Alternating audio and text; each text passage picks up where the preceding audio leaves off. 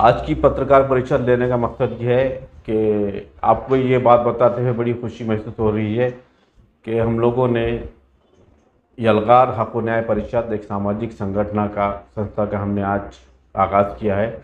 और ये एक सामाजिक संस्था है, संगठन है, जिसमें हम वो तमाम काम करने वाले हैं जो गौर गरीब लोगों के लिए, जो सामान्य लोग, जनता के लिए, जो उनके सामने दरपेश मसाइल आते हैं उन्हें हल करने के लिए हम लोगों ने जो है ये संगठन शुरू किया है। इसमें हम लोग जो है, जैसा कि आप जानते हैं कि मैं जो है और हमारी संगठन, हमारे साथी पिछले कई सालों से इमाम मौज़न कॉलोनी को लेकर, हाथ गाड़ी वालों को लेकर, उसी तरह एजुकेशन को लेकर हम लोगों ने कामयाबी हासिल की है। उसी तरह महानगर पालिका के जो मसले मसाइल है उस पर भी हम लोगों ने काम किया है।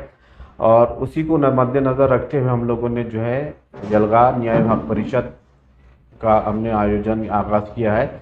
और आने वाले दिनों में हम औरंगाबाद वासियों के लिए, बल्कि मराठवाड़ा और महाराष्ट्र जैसा जैसा हमारी संगठन आगे बढ़ेंगी उनके लिए हम लोग एजुकेशन में, राशन में, उसके साथ हेल्थ में, हेरिटेज में, उसी के साथ साथ अभी जो डिलीवरी का मसला चल रहा है उसको लेकर, हाथ गाड़ियों वालों को लेकर, स्वास्थ्य को लेकर, साफ़ सफाई को लेकर और महानगर पालिका में आने वाले तमाम इश्यूज़ को लेकर हम लोग जो है हमने संगठन शुरू किया है। आप लोगों को जो आपके रोज़मर्रा के कामकाज है उसमें अगर आपको किसी किस्म की मसले प्रॉब्लम आती है तो आप बिला झिझक जो है हमसे संपर्क कर सकते हैं। हम बहुत जल्द जो है हमारा हेल्पलाइन नंबर शुरू करने वाले हैं जो 24x7 रहेगा, जो अलग अलग क्षेत्रों में जो है हम सभी क्षेत्रों में काम करने वाले हैं। तो ये थी आज जो पत्रकार परिषद लेने का हमारा मकसद यही था कि हमने ये जो है संगठन शुरू किया है। और आप लोगों से मेरी ये निवेदन है कि आप लोग जो भी मसले मसाइल है वो हमारी हेल्पलाइन पर फ़ोन करके हमसे सेवा हासिल कीजिए। ये आपकी पॉलिटिकल पार्टी है कोई, या फिर एक संगठन है जो सिर्फ सोशल वर्क करेगा? जी नहीं, ये हमारी जो है एक सामाजिक संगठन है। इसमें सब तमाम लोग शामिल हो सकते हैं, चाहे वो किसी भी पॉलिटिकल पार्टी से रहे। हमारा जो है, हमें उससे कोई नहीं है, लेकिन वो हमारे साथ मिलकर काम कर सकता है। जो हमारे विचारों से, हमारा जो एम है उससे प्रभावित है, वो हमारे साथ मिलकर काम करेगा। और हमारे जो एम ऑब्जेक्टिव है वो आम जनता के लिए, जहाँ पे भी लोगों के साथ अन्याय हो रहा है, नाइंसाफ़ी हो रही है, हम उनके लिए खड़े हैं। आपकी ये संगठन में कितने लोग हैं आपके साथ, और आप इसमें और कितने लोग जोड़ना चाहते हैं? देखिए, हमारे पास अभी जो संगठन है, हमारे पास वो संगठन में तकरीबन 22 से 25 लोग जो है हमारे साथ अभी जुड़े हैं। अभी शुरुआत की हम लोगों ने उसने, लेकिन ये जो हमारी संगठन है इसको हम शहर से लेकर मराठवाड़ा से लेकर महाराष्ट्र से लेकर पूरे जो है देश तक हम ले जाना चाह रहे हैं। इसके संपादक, इसको मतलब तामीर करने वाला है कौन? संस्थापक अध्यक्ष मैं हूँ और हमारे साथी है जो मेरे साथ बैठे हुए। हम लोगों ने मिलकर ये डिसाइड किया है कि हमने तमाम पॉलिटिकल पार्टियों को जो है आजमा के देख लिया है। ये लोग सिर्फ और सिर्फ आपस में अपने कपड़े उतारते हैं, मज़हब के नाम पर झगड़े करते हैं, एक दो लोगों को बांटते हैं और डेवलपमेंट के नाम पे काम ज़ीरो।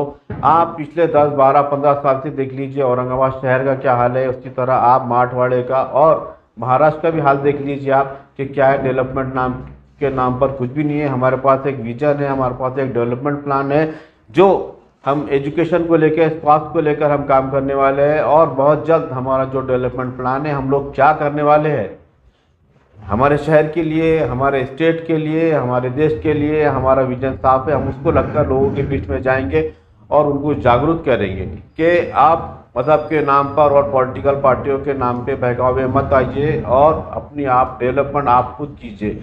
अगर आपको हमारा विजन समझ में आता है, हमारी बात समझ में आती है, तो हमारे साथ जुड़िए।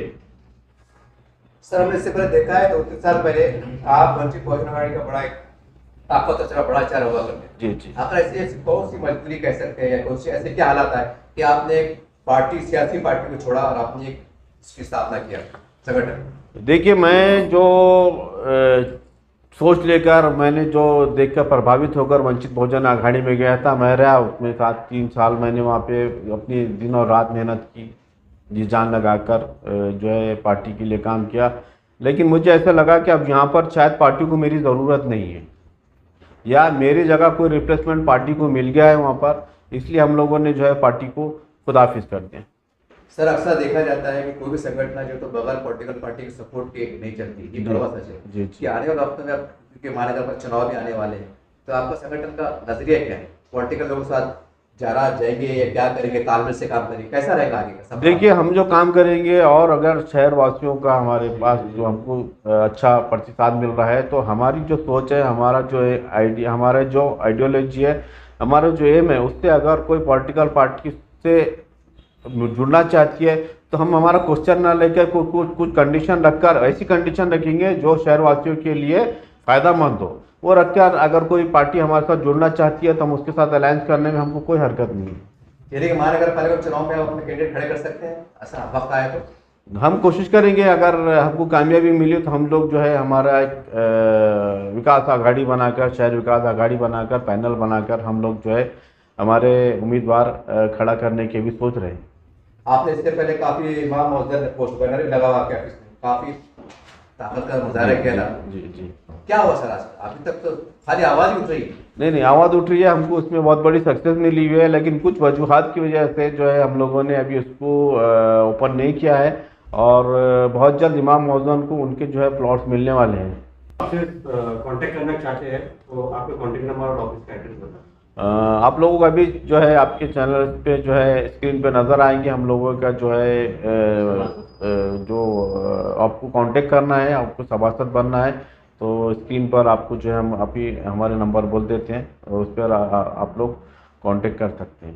मैं अहमद जली, संस्थापक अध्यक्ष यलगार हक व न्याय परिषद, और मेरे साथ मेरे साथी जो है मेरे बाजू बैठे हैं सलीमुद्दीन सिद्दीकी साहब, उसी तरह एडवोकेट फैज़ान अहमद साहब, और हमारे साथी सैयद नासिर साहब है जो हमारी टीम का हिस्सा है, और भी हमारे बहुत से साथी हैं जो इस मीटिंग में नहीं आए हैं, बाहर है, लेकिन वो तमाम लोग हमारे साथ में हैं। अस्सलाम वालेकुम रहमतुल्लाहि व बरकातहू।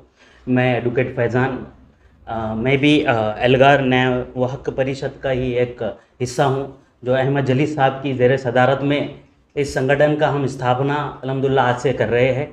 और इस संगठन का मेन बनाने का मकसद ये है कि पिछले कई सालों से अहमद जली साहब अपनी खिदमात को अंजाम देते आ रहे हैं शहर औरंगाबाद में।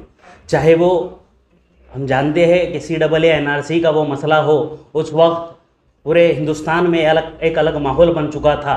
उस माहौल के टाइम दिल्ली में एक शाहीन बाग के रूप में एक नया एहतजाज शुरू किया गया था। वही एहतजाज शहर औरंगाबाद में शुरू करने वाली शख्सियत का नाम अहमद जली साहब है। वो कन्वेनियर रहे उस प्रोग्राम के। उसके बाद दूसरा जो तारीख़ी काम रहा इमाम मुअज्जन कॉलोनी को लेकर, जो इमाम मुअज्जन गरीब इमाम मुअज्जन जो खिदमत अंजाम देते हैं दीन की, आज उनके जो पेमेंट वगैरह आज है हम बेहतर जानते हैं, तो उसको लेकर वक्फ बोर्ड से एक अपील की गई थी। उस अपील के अंदर ये बात की गई थी कि इमाम मुअज्जन को अगर जगह अलॉट की जाएंगी तो इंशाल्लाह वो बहुत बेहतर होगा। तो अनकरीब वो हम कामयाबी की ओर आ चुके हैं। इंशाल्लाह वो बहुत जल्द वो काम भी अमल में आएगा। उसके बाद अलीगढ़ मुस्लिम यूनिवर्सिटी के लिए भी आवाज़ उठाने वाली शख्सियत का नाम अहमद जली साहब था, तो वो भी हम भूल नहीं सकते। इंशाल्लाह आने वाले वक्त में वो चीज़ भी हमारे सामने है। तो शहर औरंगाबाद में अलीगढ़ मुस्लिम यूनिवर्सिटी को भी लेकर इंशाल्लाह हम आगे बढ़ने वाले हैं। वहीं उसके साथ साथ प्रधानमंत्री आवास योजना का भी जो काम था, तो तकरीबन 70 से 80 हज़ार एप्लीकेशन औरंगाबाद महानगर पालिका में आए थे, जो वो आकर रुक चुके थे। वो भी कामयाबी दिलाने का काम भी अहमद जली साहब ने किए थे। नाम इसलिए ले रहा हूँ बार बार मैं, क्योंकि ये जो काम थे बेगर मफाद के काम किए गए थे, और ऐसी क़यादत शहर औरंगाबाद में शायद ही कोई है। तो मुझे भी उनसे जुड़ने का मकसद वही था कि अल्हम्दुलिल्लाह मेरा भी उसी तरीके से सोच है कि कौम और मिल्लत के लिए आगे बढ़ चढ़ के हम हिस्सा ले सके।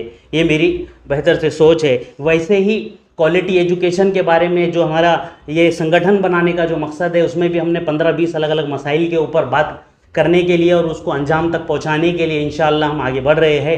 क्वालिटी एजुकेशन के लिए भी बात कर रहे हैं, जैसा कि इंग्लिश मीडियम हो, हिंदी मीडियम हो या फिर मराठी मीडियम हो, किसी भी मीडियम के अंदर देखेंगे तो बच्चे सिर्फ हर रोज़ स्कूल जाते हैं, लेकिन क्वालिटी के ऊपर दरअसल एजुकेशन जो चलाने वाली जो सोसाइटीज़ है उसके ऊपर बहुत कम तरीके से काम करती आ रही है। तो इंशाअल्लाह उसके ऊपर हम बेहतर अंजाम देंगे।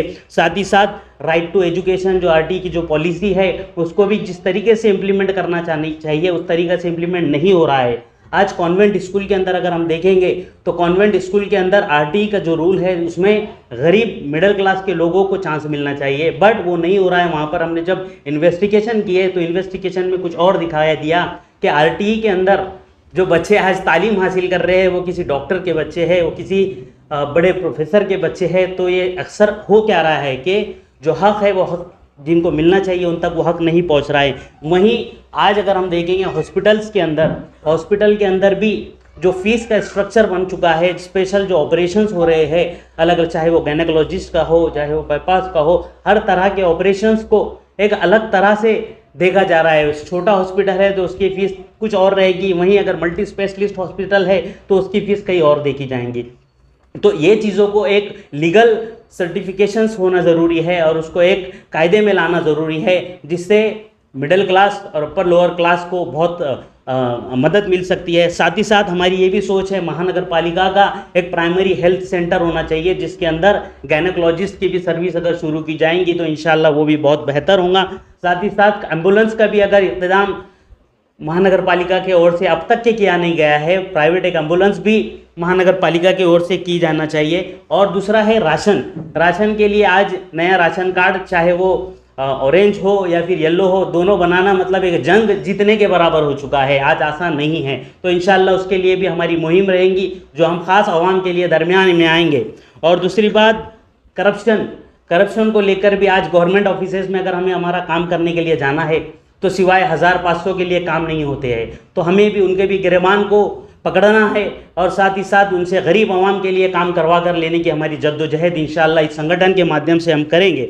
वहीं शहर औरंगाबाद में वाटर सप्लाई का भी इशू हम देखते आ रहे हैं, किस तरीके से कई बार ड्रेनेज का पानी भी हमको पीने के लिए मिल रहा है। तो खुसूसन ये है कि कहीं ना कहीं हमारी पॉलिटिकल पार्टीज़ भी इन कामों में नाकामयाब हुई है, ये हमारे देखने में आया है।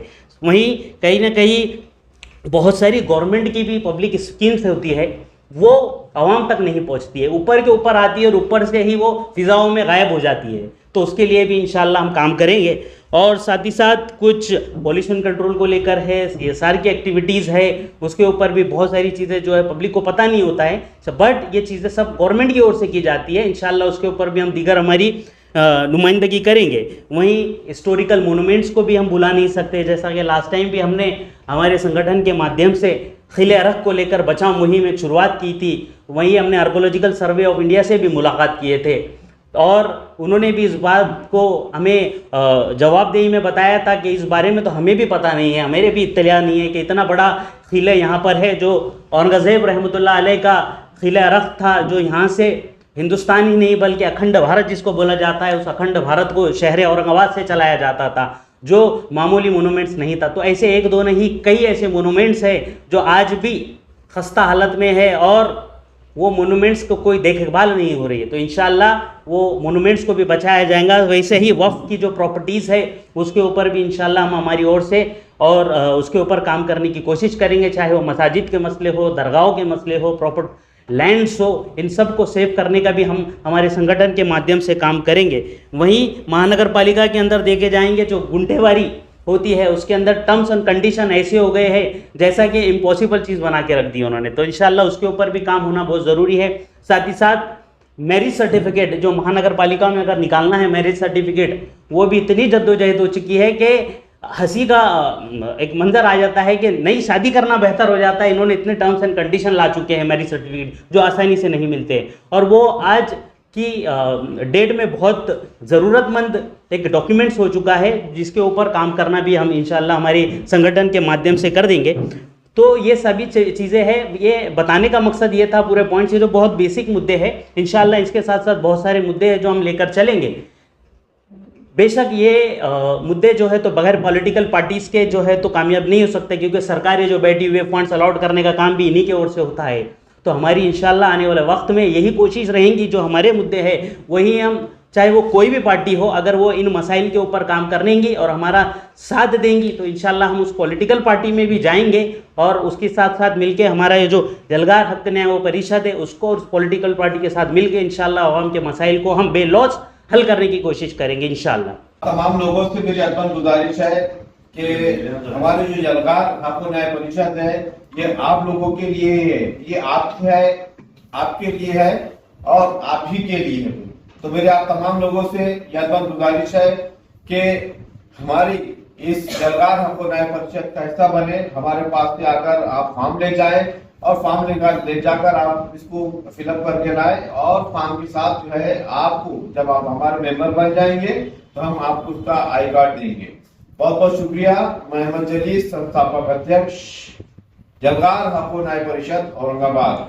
मोबाइल नंबर है, आप हम बोलते थे, आपको स्क्रीन पर भी नजर आएगा, 9370775778 7767931188 9373632596 9960555613